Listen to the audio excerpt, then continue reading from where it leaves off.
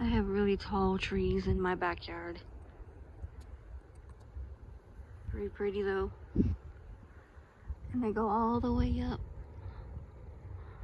into the blue skies. Usually in springtime they get very pretty and full of green. Other than that, most of them scare the hell out of me during storms. And especially this one right here that's been eaten by termites, I think. So,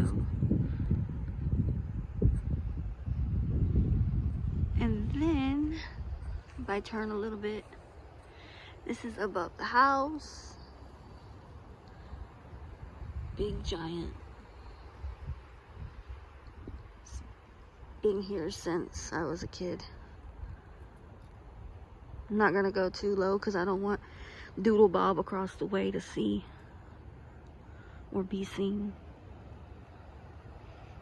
So yeah, it should be a good day today.